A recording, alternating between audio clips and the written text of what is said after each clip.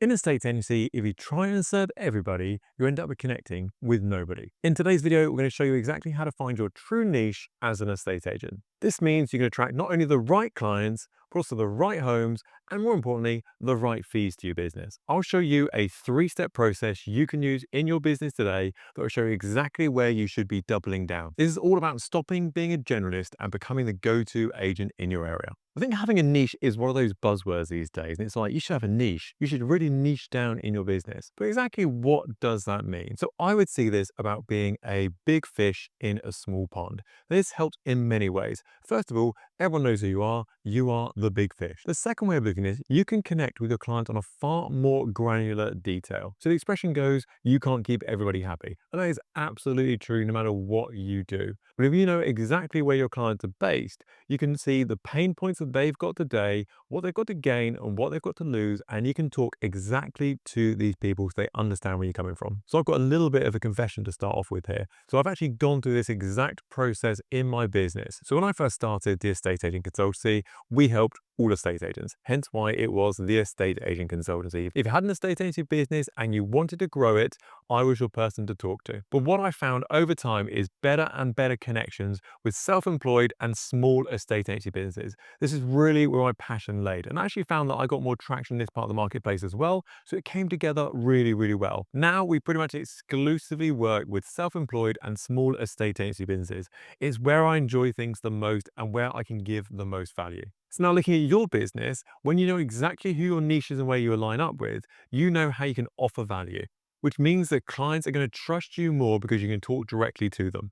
This also means you can help build a brand around this. And finally, you can justify higher fees because it's exactly what this person is looking for and they'll be willing to pay for it. Okay, so let's jump into it. Let's have a look and talk through this process to find out exactly what your niche in your business is today and where you should be focusing your time. So number one, let's look at what was easily deliverable in your business over the last 6, 9, 12 months or so. So these are going to be properties that came on the market with yourself, but you listed them and sold them with relative ease. They weren't sat on the market for a huge length of time. They weren't paying the backside to sell. You had an open day, for example, you had lots of viewings, you sold it and you thought to yourself, God, if I had 3 more of those properties on the market, I could have sold all 3 of them, I reckon. Well, that is the sort of property we're looking for here. So what we're looking to do is to write a list down, and you can just do this on a pen and paper and write down a list of those top properties you sold, ones that were really easy to sell that flew off your books. So once you've done that, we're going to produce another list. There's only 3 lists, I promise you, we're not going forever with this. Second list is going to be, which clients did you click with? Which clients did you really, really get along with? This might be the families, it might be the people who are investment buyers, for example, it might be the downsizers.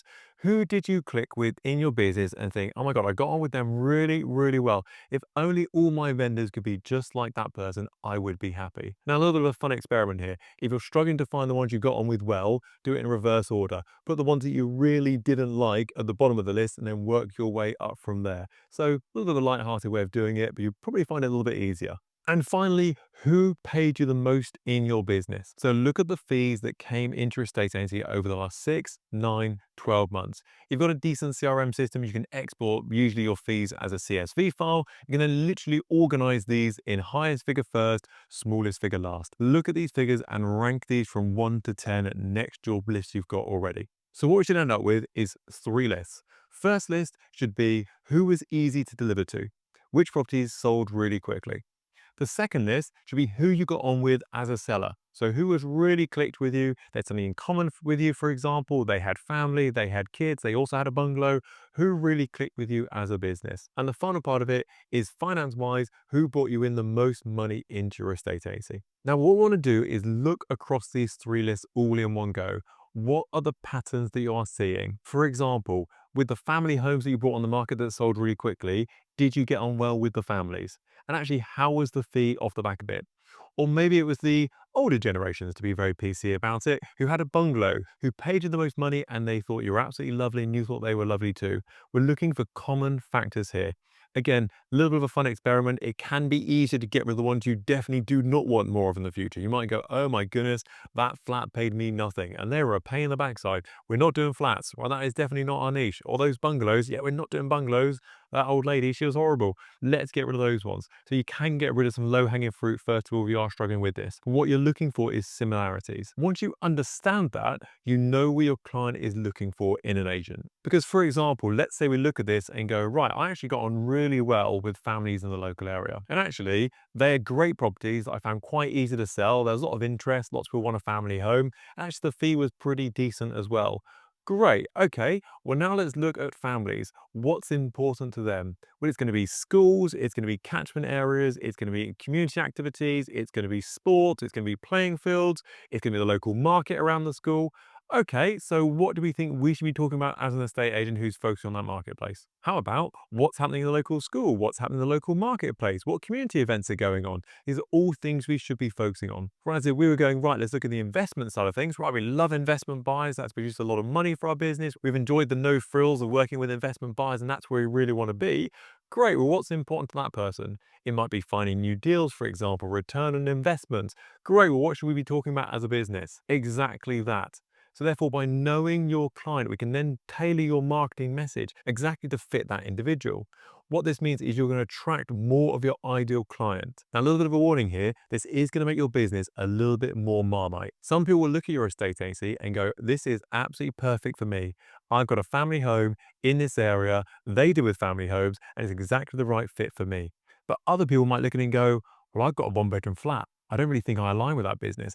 And that is absolutely fine. Remember, we're trying to be a big fish in a small pond here that specializes in one particular type of property, one particular type of person, and gets paid well off the back of it. This means we may well have to say no to certain bits of business to protect that niche in our estate agency. And this is the key defining point. Lots of agents stay generic and stay broad because they're afraid to say no. They've had it so ingrained into them to say, yes, yes, I can sell it, I can list it, I've got a flat, I've got a house, I've got a bungalow, that actually they just stay in this generalization bubble forever. And the only real factor that kind of rules them out and rules them in is the fact they're an agent that turns up on time and fingers crossed they win it. Whereas if you go, I am the top selling agent for family homes in this development, you might have seen on my board around here, and actually all my client testimonials are families just like yours. Therefore, I charge a bit extra because I'm the specialist in this, but this is the result you get. What a fantastic place to be. Whereas if you are general across the market, you're really going to struggle to do that. Okay, so that is a wrap on today's video. I hope you enjoyed it. Hopefully we are going to turn a corner from you being a generalist agent that just works with anybody with a pulse and a doorbell through to an agent that says, actually, this is my ideal client in a particular area, geographic and demographic, and that is what I'm focusing on as a business. If it does, then this video has more than done its job. If you want some more tips and advice on how to grow your own estate agency business, you can download a free copy of my best-selling book, Your First £100,000 Estate Agency. Just DM us the word book over on Instagram and that'll come straight across yourself. I'll catch you on the next video.